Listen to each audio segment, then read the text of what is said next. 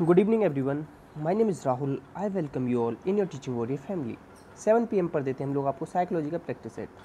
कल इसलिए नहीं आया था क्योंकि प्रैक्टिस सेट आप लोग शेयर कम कर रहे हैं थोड़ा वीडियो को, तो आप लोगों ने मैसेज करके कहा कि शेयर करोगे आज, तो प्लीज़ आज शेयर कर देना। जितने भी आपके स्टडी ग्रुप हैं, चाहे व्हाट्सएप पे हो, चाहे टेलीग्राम पे हो, इंस्टाग्राम पर हो, चाहे फेसबुक पर हो, हर एक ग्रुप में शेयर कर देना प्लीज़। पहला क्वेश्चन है कि देखो, टीचर क्या चाहता है कि ज़्यादा से ज़्यादा बच्चे ना प्रतिभागिता करें, ज़्यादा से ज़्यादा बच्चे जो पढ़ा रहा है ना उसमें हिस्सा लें। तो उसके लिए सबसे अच्छी विधि कौन सी है? इसके लिए सबसे अच्छी विधि होती है विचार विमर्श। विचार विमर्श करेगा ना तो सबकी राय लेगा, तो उसमें सबकी क्या होगी, सहभागिता बढ़ेगी। तो नेक्स्ट क्वेश्चन बहुत इंपॉर्टेंट है। Who introduce the 5 steps? 5 steps किसके? लेसन प्लानिंग किसने कहा था?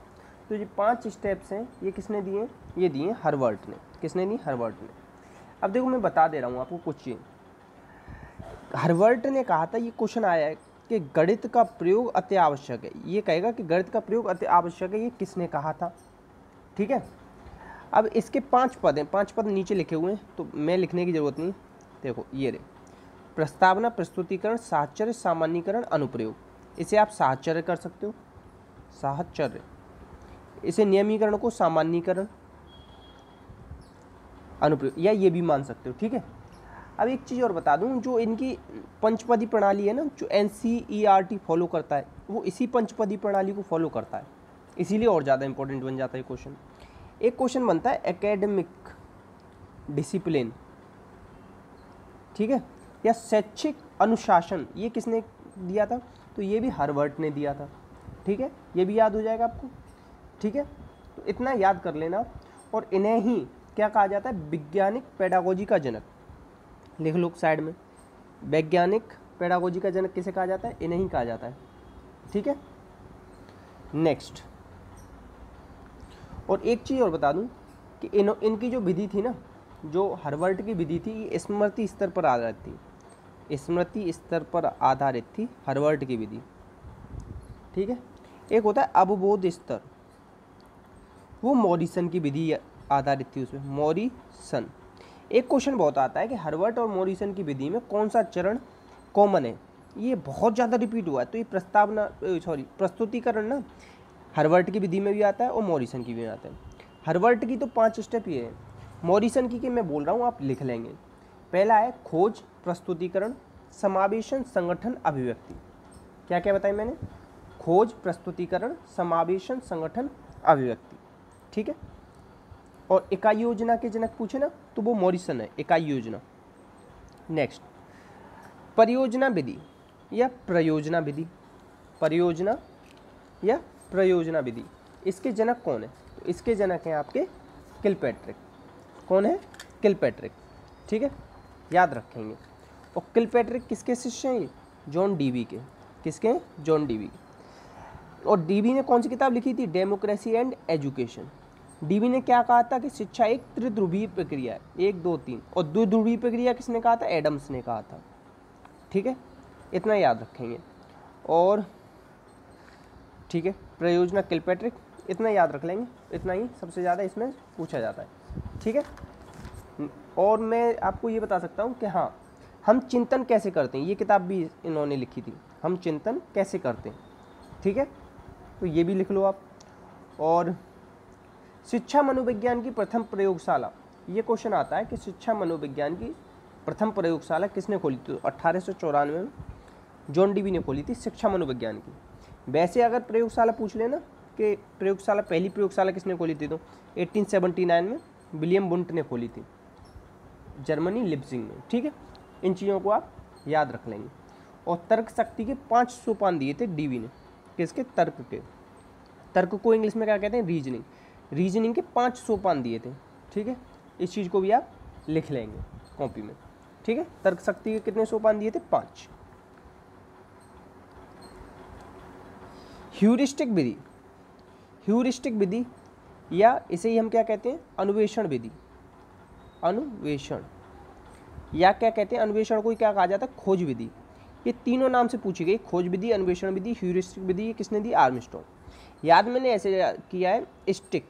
स्टिक मतलब होती है डंडी। जब किसी के हाथ पे डंडी पड़ती है ना, तो उसका हाथ कैसा हो जाता है, स्ट्रॉन्ग हो जाता है। ठीक है, इस चीज़ को याद रखना। देखो अब एक चीज़ और बताऊँ, ह्यूरिस्टिक कैसा वर्ड है, ग्रीक। ये आ सकता है कि ह्यूरिस्टिक कैसा वर्ड है, ग्रीक।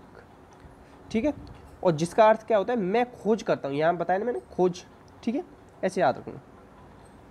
बालक के व्यवहार में कौन सी पक्ष उसकी रुचियों और मनोवृत्तियों से संबंधित है। तो ये व्यवहार से क्या है, भावनात्मक। तो 3 पक्ष होते हैं, एक तो होता है कॉग्निटिव, एक होता है अफेक्टिव, एक होता है साइकोमोटर। ये जो भावनात्मक है ना, ये अफेक्टिव है।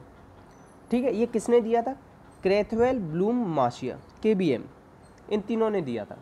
कब दिया था, 1964 में दिया था। ठीक है, अब इसका जो पहला चरण होता है वो रिसीविंग होता है, आखिरी चरण जो होता है ना वो कैरेक्टराइजेशन होता है।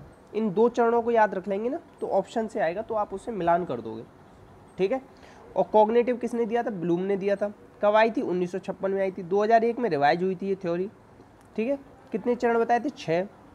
कौन कौन से थे, knowledge, comprehension, application, analysis, synthesis, evaluation. ठीक है, और इसमें क्या होता है, to encourage higher order thought in their student. Higher order thought विकसित करते हैं किसमें, कॉग्निटिव में। इस चीज़ को भी याद रख लेंगे। ठीक है, नेक्स्ट है शिक्षक प्रक्रिया का तृतीय, शैक्षिक तकनीकी तृतीय का दूसरा नाम क्या है। इसका दूसरा नाम है प्रणाली उपागम या प्रणाली विश्लेषण। ठीक है, तो इसे याद रखेंगे। अब देखो 3 दिए, अब इन तीनों को याद रख लेना या लिख लेना अपनी कॉपी में। शैक्षिक तकनीकी प्रथम, शैक्षिक तकनीकी द्वितीय और शैक्षिक तकनीकी तृतीय।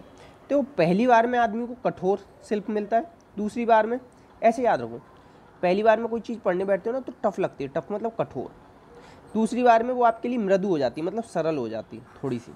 और तीसरी बारी में आप कोई ना कोई प्रणाली लगा के उसे सॉल्व कर ही लेते हो। ठीक है, तो इस तरीके से 3 है, इन तीनों को लिख लेंगे अपनी कॉपी में। ठीक है, नेक्स्ट, यदि कोई विद्यार्थी कक्षा में गलत प्रश्न पूछता है तो आप क्या करेंगे। जैसे किसी ने कोई गलत प्रश्न पूछ लिया, या जैसे देखो एक एग्जांपल दूंगा मैं।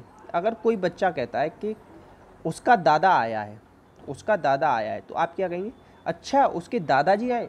इसका मतलब आपने बच्चे से नहीं कहा कि उसने गलत सेंटेंस बोला है, आपने ऑटोमेटिकली बच्चे को सही कर दिया। ठीक है, तो अगर कोई बच्चा गलत प्रश्न पूछता है ना तो क्या करेंगे, उदाहरण दे के गलती बताएंगे कि गलती क्या है इसमें। पहले आप एग्जाम्पल देंगे। तो कभी भी आए विद्यार्थी को डांटेंगे तो ये 100% गलत होता है। तो एक तो गलत कर दिया आपने। अन्य विद्यार्थियों की मदद से प्रश्न को सही करेंगे। देखो अगर आपने एक बच्चे से कोई चीज़ पूछी, उसने जवाब नहीं दी या गलत दी, तो आप दूसरे बच्चे पर चले जाओ, तो उसका मन ना हताश हो जाएगा, अरे यार कि मेरे पर तो कुछ आता ही नहीं। अगर आप इसे सही बता देंगे ना, उदाहरण दे के गलती बता देंगे, तो ये नेक्स्ट टाइम ना कोशिश करेगा बताने की। अगर आपको मेरा बताया हुआ समझ में आता है ना, तो प्लीज़ इस वीडियो को शेयर कर देंगे आप, ये मैं आप सबसे अनुरोध करता हूँ। ठीक है, नेक्स्ट, अभिक्रमित अनुदेशन अधिगम, अभिक्रमित अधिगम। तो ये किसने दिया, BF स्किनर। और इनको क्या बोला जाता है, इनको बोला जाता है इंस्ट्रूमेंटल लर्निंग या ऑपरेंटल लर्निंग। इन्होंने चूहे पर प्रयोग किया था, उसके बाद कबूतर पर किया था दूसरा प्रयोग, 1938 और 1942। ठीक है, इस चीज़ को याद रख लेंगे। और क्या इनकी किताब थी, बिहेवियर ऑफ BOS करके थी इनकी एक किताब, बिहेवियर ऑफ, थोड़ा सा याद नहीं आ रहा, इसे अभी किताब को छोड़ देंगे। ठीक है, और इन्होंने किस चीज़ पे वर्क किया था, RSS, रिस्पॉन्स स्टिमुलस थ्योरी किसकी है, स्किनर की। ठीक है, इस चीज़ को भी याद रख लेंगे। ठीक, इतना याद रख लेंगे और नेक्स्ट क्वेश्चन पे चलते हैं। नेक्स्ट है, गैने के अधिगम पदानुक्रम में सर्वोच्च स्थान किसका है। अब देखो इन्होंने जो स्थान दिए थे वो 8 दिए थे। कितने दिए थे, 8। गैने की एक पुस्तक अभी पिछली बार यूपी टेट में पूछी गई है, कौन सी है वो, के condition of learning, conditions of learning, इस तरीके से एक किताब थी जो कि इनकी पूछी गई है। ठीक है, तो इसे भी आप याद रख लेंगे। और देखो मैं आपको क्या बता सकता हूँ, इनके में ना 8 पद हैं। 8 पद में से जो 4 पद हैं ना, शुरुआत के जो 4 पद हैं वो तो प्राथमिक के लिए, और आखिरी के जो 4 पद हैं वो किसके हैं, उच्च स्तर के हैं। ठीक है, इसे याद रखेंगे। अब देखो सबसे पहला है इसमें संकेत अधिगम, कम से कम 2 याद रख लो आप, संकेत अधिगम और आखिरी में क्या हो जाएगा, समस्या का समाधान। एक चीज़ याद रखना हमेशा, चाहे किसी के भी नाम से पूछ ले, आखिरी में क्या होता है, हमेशा समस्या का समाधान हो जाता है। और पहला क्या है, सबसे पहले संकेत, इन 2 को आप याद रख लेंगे, ठीक है। और एक क्वेश्चन बहुत पूछा जाता है कि उत्तर प्रदेश में, आप यूपी का अगर एग्जाम देंगे तो यूपी के अंदर सबसे पहली प्रयोगशाला, मनोवैज्ञानिक शाला इलाहाबाद में किसने खोली थी, इलाहाबाद में। तो यूपी के अंदर 1947 में प्रयोगशाला खोली थी नरेंद्र देव ने। किसने, नरेंद्र देव ने। ये क्वेश्चन बहुत बार आया है, ठीक है, याद रख लेंगे। और देखो component of Gagne theory of instruction कितने थे, इनके थे 3। कितने थे कंपोनेंट पूछे ना तो 3 होते हैं। पहला कौन सा था, 9 इवेंट ऑफ इंस्ट्रक्शन, दूसरा था टेक्सोनॉमी ऑफ लर्निंग आउटकम, तीसरा था कंडीशंस ऑफ लर्निंग। अब ये कंडीशन ऑफ लर्निंग तो ये, अब 9 इवेंट और टेक्सोनॉमी और दी थी इन्होंने, वो इतना ज़्यादा इंपॉर्टेंट नहीं है, केवल इतना याद रख लेना जितना मैंने बताया आपको।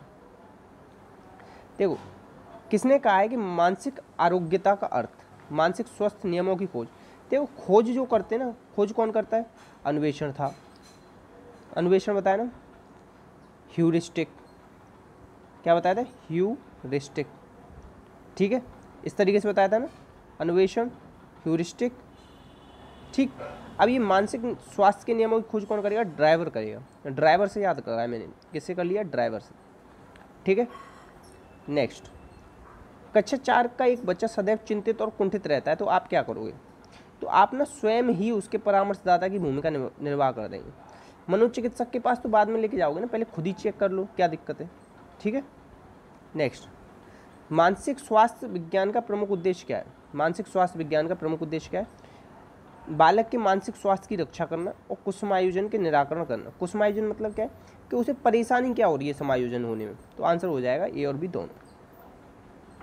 नेक्स्ट, निम्न में से मानसिक विकार के सभी लक्षण हैं, मानसिक विकार मतलब दिमाग में परेशानी, सिवाय किसके, भगनी आशा से होता है, तनाव से होता है, चिंतन से होता है, संबंधों से, एक दूसरे से जो मधुर संबंध या कैसे भी संबंध है उनकी वजह से मानसिक विकार नहीं होता, ठीक है। और देखो ये पूछा गया है, तनाव का संबंध चिंता से होता है, भगनी आशा का भूल एवं त्रुटि से होता है। संबंध मानसिक विकार का लक्षण नहीं होता, जो मैंने यहाँ बताया ना, संबंध क्या नहीं होता, मानसिक विकार का लक्षण नहीं होता। आज का आपका क्वेश्चन है कि ट्रायल एंड एरर थ्योरी किसने दी, ठीक है, ट्रायल एंड एरर थ्योरी किसने दी।